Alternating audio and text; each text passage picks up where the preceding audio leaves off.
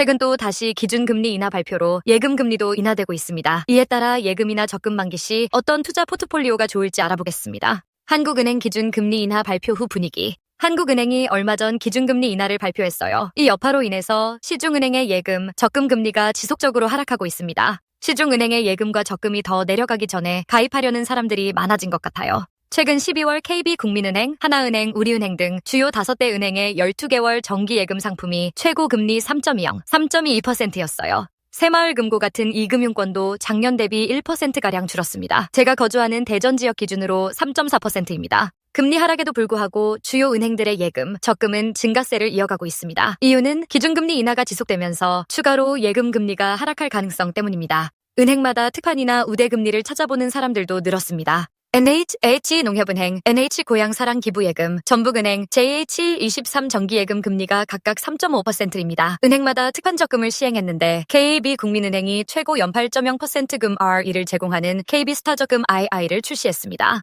신한은행은 청년 처음 적금 상품을 통해서 최고 연 8.0% 금리를 제공합니다. 적금이나 예금 만기 후 새로운 투자처를 찾는 사람도 늘었습니다. 투자 포트폴리오 비율 작성하기. 중위험, 고위험 자산 비중을 늘리는 경우도 있습니다.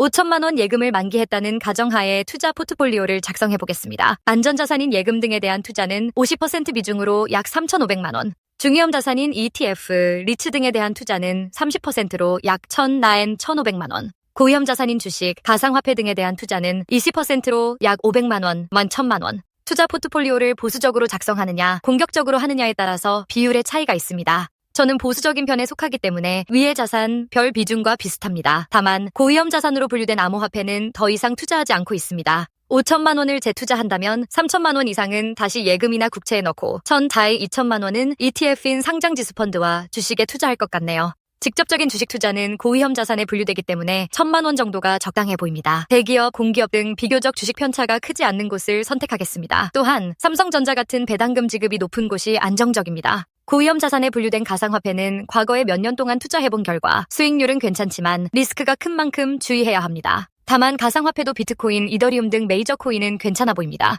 개인적으로 여기에 더 이상 투자하지 않는 이유는 정신적인 피로감 때문입니다. 24시간 동안 차트창을 볼 수 있고 매도, 매수가 가능한 것은 장점이자 단점입니다. 리스크 관리 방법에 대한 세부 내용은 아래 더보기와 댓글을 참고해주세요.